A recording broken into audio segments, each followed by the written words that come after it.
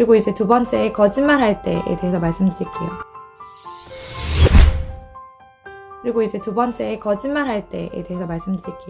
사실 이제 제가 봤을 때는 거짓말을 하는 경우는 두 가지죠. 하나는 일부러 이제 고의적으로 거짓말을 하는 경우일 거고, 또 두 번째는 이렇게 내가 거짓말을 했을 때 혼날 거기 때문에 혼나지 않기 위해서 하는 거짓말이 있는 것 같아요. 자신이 이제 한 잘못이나 잘못을 감추려고 하거나 또 비난을 받고 싶지 않을 때, 그러니까 쉽게 말해서 이제 혼나고 싶지 않을 때 이렇게 거짓말을 하는 것 같습니다. 아까 얘기했던 심심하거나 재미로 하는 그런 일부러 하는 거짓말은 엄청 수정이, 그 행동에 대한 수정이 정말 필요할 것 같고요. 고의적인 거짓말을 빼고 우선은 혼나지 않기 위해서 하는, 순간적으로 하는 그런 거짓말들에 대해서 얘기해 보겠습니다. 저는 아이들한테 이렇게 무서운 엄마였어요. 그래서 아이들이 이제 무서운 엄마였다고 하더라고요. 지금은 좀 아이들이 저를 좀 무서워했으면 좋겠다라는 생각이 들 정도로 아이들이 이제 저를 놀리고 이제 커가지고 저랑 함께 이렇게 친구처럼 서스럼 없이 지내는데, 아이들이 어릴 때는 정말 무서운 엄마로 통했습니다. 그래서 아이들이 이제 혼날까봐 저한테 거짓말하는 경우가 종종 있었거든요. 그런 경우에는 이제 아이들한테 자꾸 거짓말이 반복되면 다음에 아이가 너가 진실을 얘기하더라도 엄마가 너의 말을 신뢰할 수가 없다, 믿을 수가 없다. 그래서 우선은 혼나더라도, 너가 한 행동에 대해서 혼나더라도 무조건 진실을 이야기해야 한다. 그리고 솔직하게 말할 수 있는 게 정말 용기 있고 멋진 행동이라는 것에 대해서 자꾸 이야기를 하게 됩니다. 그리고 이제 잘못한 부분에 대해서 자기가 혼날 거를 감수하고라도 솔직하게 얘기했을 때는 잘못한 부분에 대해서는 이제 훈육을 하지만 솔직하게 엄마한테 혼날까봐 숨길 수도 있었지만 솔직하게 얘기한 부분에 대해서는 칭찬을 해줍니다. 우리가 잘 아는 양치기 소년의 이야기가 거짓말을 하면 안 된다는 그런 교훈을 주는 이야기가 되겠죠. 아이들과 한번 나눠봐도 좋을 것 같습니다.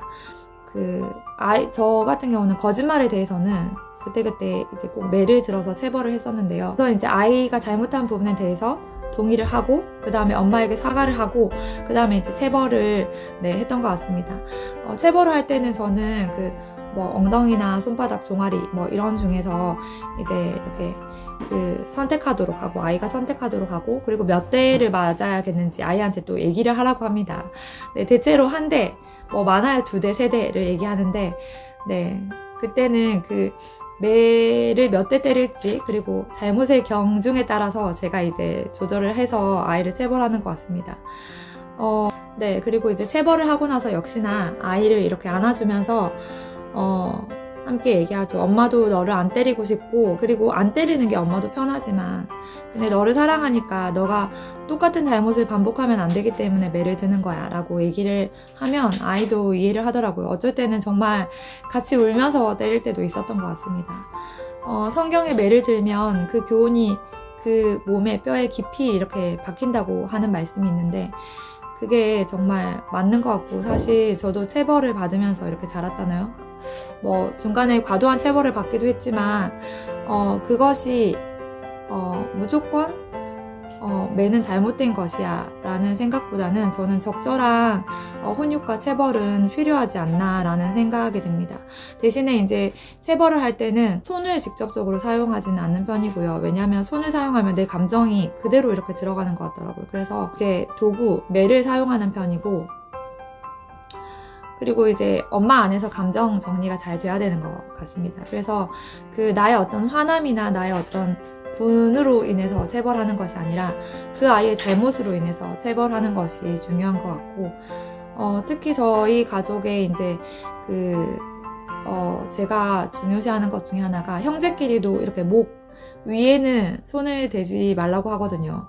이렇게 얼굴이나 머리나 이렇게 서로 장난으로라도 때리지 말라고 이야기를 하는데, 서로 인격적으로 이렇게 존중하는 차원에서 뺨을 때리거나 머리를 때리는 건 진짜 좋지 않은 것 같아요. 제가 직접 경험자로서 엄청 모욕감이나 자존감이 낮아지는 그런 경험을 했기 때문에 그런 것은 피하는 것이 좋은 것 같습니다. 그리고 이제 역시 끌어안은 상태에서 아이와 이제 하나님께 제가 이러이러한 잘못을 했습니다 라고 고백을 하고, 또 다시 그런 거짓말을 해서 혼나는 상황을 피하고 싶은 상황이 왔을 때, 하나님, 거짓말하는 것이 편하지만 그것을 선택하는 것이 아니라 정직하게 말할 수 있는 용기를 주세요. 그 순간에 도와주세요.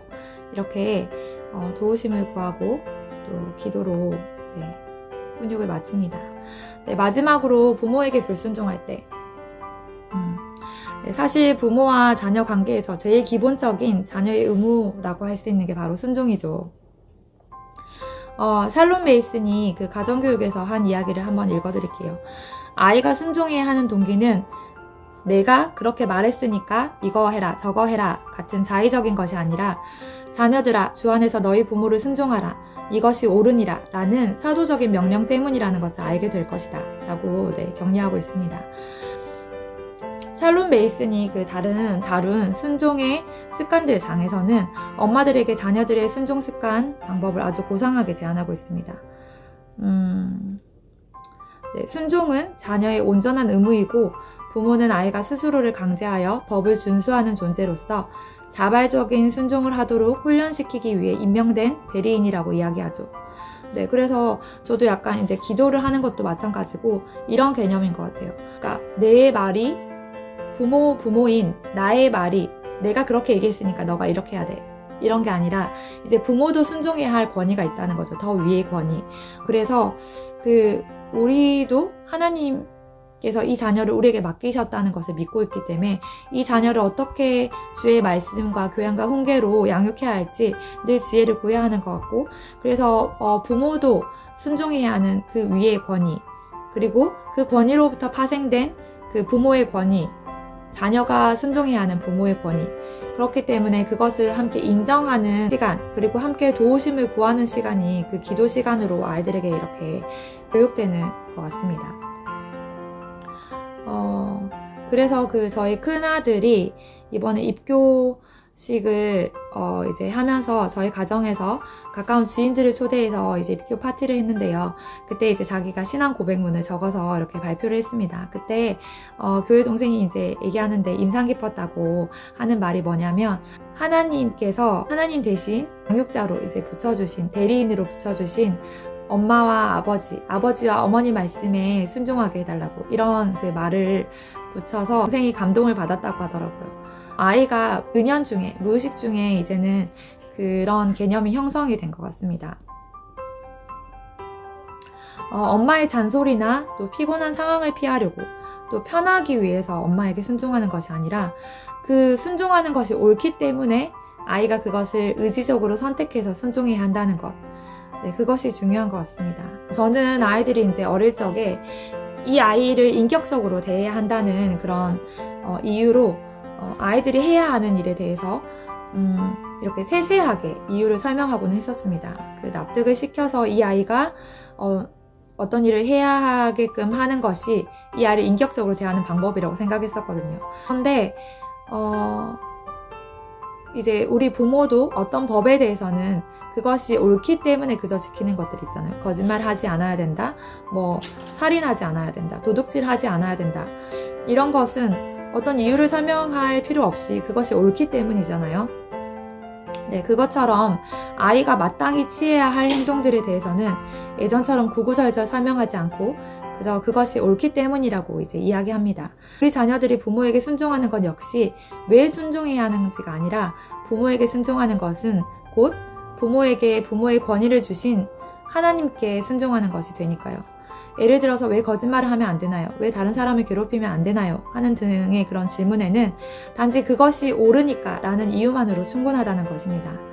그리고 다른 사람의 입장도 헤아려 보는 것, 그리고 성경 말씀, 또 이야기, 또 좋은 책들이 이 아이들에게 격려와 도움이 될 수 있을 것 같습니다. 부모에게 불선한 태도를 보이거나 또 불순종했을 경우에도 역시 조용히 따로 이야기를 합니다. 함께 나누고 역시 순종하는 것을 선택하는 용기를 주시도록, 그리고 그것이 습관이 돼서 순종하는 것이 힘든 일이 되지 않도록 함께 기도하고 도우심을 구합니다. 순종의 의미를 아시나요? 즉시 기쁨으로 온전히 따르는 것. 그것이 순종이라고 합니다. 우리가 그 부모로서 맡겨진 아이들을 지혜롭게 훈육하고 또 먼저 우리가 부모로서 더 이렇게 열심히 사는 모습, 올바르게 살려고 하는 모습을 아이들은 지켜보고 있다는 것을 기억하면서 우리가 함께 아이들과 이렇게 내어놓고 부모가 먼저 온전하기 때문에 완전하기 때문에 이 아이들을 훈육하는 것이 아니라 나 역시 부족하지만 나 역시 도우심이 필요하지만 그것을 솔직하게 인정하고 아이들과 나누고 기도하면서 이렇게 훈육하고 또 그것들이 아이에게 어떤 부모와 아이에게 자양분이 되는 그런 시간이 될 수 있다면 부모도 더 성장해 가고 우리 자녀들에게도 선한 열매가 맺어지기를 기대해 봐도 좋지 않을까 하는 생각이 듭니다. 네. 저희 가정의 훈육 방법이 또 혹여 고민 중이신 분들에게 조금이라도 도움이 됐으면 좋겠습니다. 네, 오늘도 주신 날 기쁘게 살아가고 또 건강하고 아이들과 행복한 또 일상과 하루가 되면 좋겠습니다. 감사합니다.